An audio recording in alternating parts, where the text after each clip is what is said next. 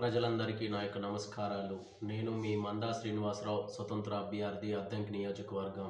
గత 2024 మే నెలలో జరిగిన ఎన్నికలకు అద్దంకి నియోజకవర్గం ఎమ్మెల్యే పదవికి నేను నామినేషన్ వేసి ఇండిపెండెంట్గా పోటీ చేసిన వ్యక్తి. డబ్బు మద్యం పంచలేని కారణంగా నేను ఓడిపోయాను. కాబట్టి ప్రజలారా, నేను ప్రజాసేవకి ముందడుగు వేసి ప్రజలు సంక్షేమమే, ప్రజల బాగోగులు ముఖ్యమని భావించి నేను ముందుకు వచ్చాను.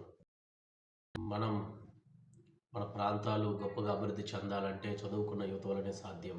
ఇది గ్రహించాలి మీరు. పారిశుద్ధ్య కార్మికుల గురించి మాట్లాడుకుంటే మరి ఉదయాన్నే వేకువజామున వారు లేచి చలిలోను కూడా వర్షాకాలంలో కూడా వారు పనిచేస్తున్నారు, చలిలో పనిచేస్తున్నారు. వారు వేకువజామున 4 గంటలకి లేచి వారి యొక్క పనిని నిర్వర్తిస్తూ ఉంటారు. రోడ్లు పరిశుభ్రంగా తీర్చిదిద్దుతూ ఉంటారు. మరి పట్టణాల్లో, మరి నగరాల్లో, మరి పల్లె గ్రామాలలో ఎక్కడ చూసినా కూడా పరిశుభ్రంగా ఉంది అని అంటే దానికి ముఖ్య కారకులు పారిశుద్ధ్య కార్మికులు అని చెప్పవచ్చు. వారు ఒక 2 రోజులు 3 రోజులు పనిని ఆపేస్తే ఎక్కడికక్కడ చెత్త పేరుకుపోతుంది, దుర్వాసనతో వెదజల్లుతుంది. మనిషికి అది ప్రాణానికి హానికరం.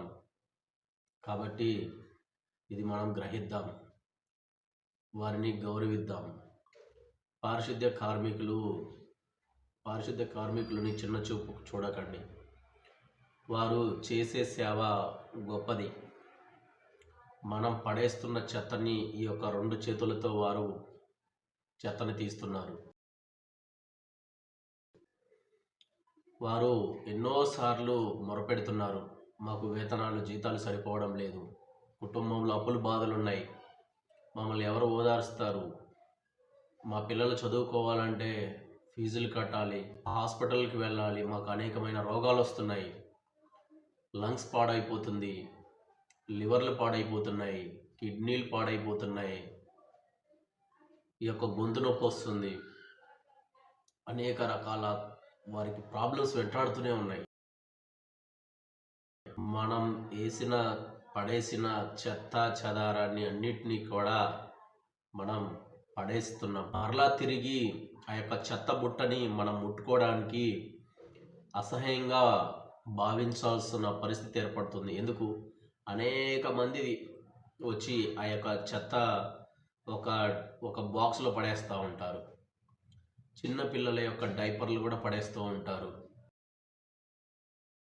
అలాంటి సందర్భాల్లో మరి మనం